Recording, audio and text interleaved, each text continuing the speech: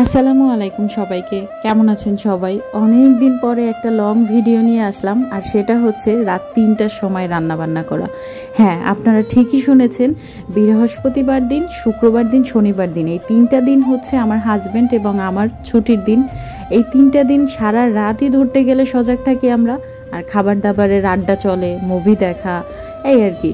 তো ওই দিনও সেমই হলো। বৃহস্পতিবার দিন রাতে আমার হাজব্যান্ড রাত ৩টার সময় একটা মুভিতে শুনে যে বলতেছে আজকে চিকেন রান্না করেছি। তো শুরু হয়ে গেছে যে আমাকে একটু চিকেন রান্না করে দাও না। তো আমিও বললাম যে এত রাতে যেহেতু রান্না বান্না করবো, তোমার তো আমাকে একটু হেল্প করতেই হবে, আর না হলে আমি কিছুই রান্না বান্না করতে পারবো না। তো যেই বলা সেই কাজ, সে বললো আচ্ছা ঠিক আছে, আমি তোমাকে হেল্প করব, বলো আমি কি করতে পারি। তো তারপরে বললাম তুমি একটু আলু কেটে দাও, আমি বাকিটা গুছিয়ে নিচ্ছি। তো এরপরে হচ্ছে আমিও আবার একটু মাংস ভিজিয়ে রাখলাম, এরপরে মাংসটা ধুয়ে নিলাম, 2টা ডিম বসিয়ে দিলাম। কারণ যে কোনো মাংসের তরকারির মধ্যে যদি ডিম থাকে আমার কাছে অনেক বেশি ভালো লাগে।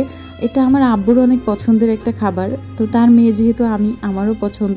তো আমার হাজব্যান্ড আলুগুলো ছুলে দিল, এরপরে আমি বললাম হয়েছে, তোমার আর কিছু করতে হবে না, দাও আমি কেটে নিচ্ছি। এরপরে আমি একটু পেঁয়াজ কেটে নিলাম, আলুগুলো কেটে নিলাম, ডিম সেদ্ধ করছি।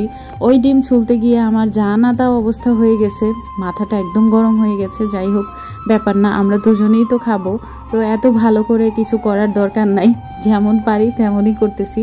মাংস রান্না আর আপনাদেরকে না শিখালাম, কারণ মাংস রান্নাটা কম বেশি সবাই পারে, যার জন্য আমি আর কিছু বললাম না। জাস্ট এইটুকু বলবো, আমি বেশি মশলার তরকারি একদম পছন্দ করি না, যার জন্য নর্মাল আমরা যে মশলাগুলো দিই ওগুলো দিয়েই রান্না বসিয়ে দিয়েছি। এরপরে হচ্ছে মশলাটা যখন দেখেছি যে একদম কষা কষা হয়ে গিয়েছে, তেল উপরে উঠে এসেছে, তখন হচ্ছে মাংসগুলো দিয়ে দিচ্ছিলাম। আর আমার হাজব্যান্ডকে বলতেছিলাম যে একটা খাবার রেডি করো, একদম রান্না করতে করতে খুব খিদা লেগে গেছে।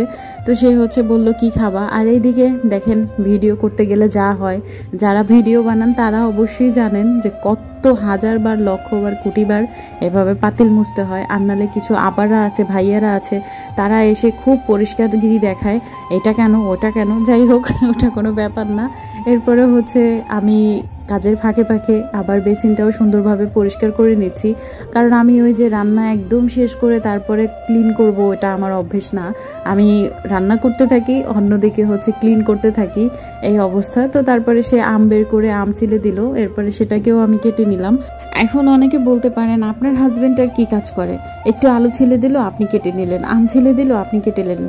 ভাই, আমার হাজব্যান্ড যতটুকু যা করেছে এটাই আমার জন্য এনাফ। সে কাজ করুক, এটা আমার কাছে মেইন পয়েন্ট ছিল না। আমার মেইন পয়েন্ট ছিল সে আমার পাশে থাকুক, তাতেই আমার বেশি ভালো লাগবে। তো এই যে কথা বলতে বলতে আমার রান্না কিন্তু শেষ। কেমন হলো অবশ্যই জানাবেন। আল্লাহ হাফেজ।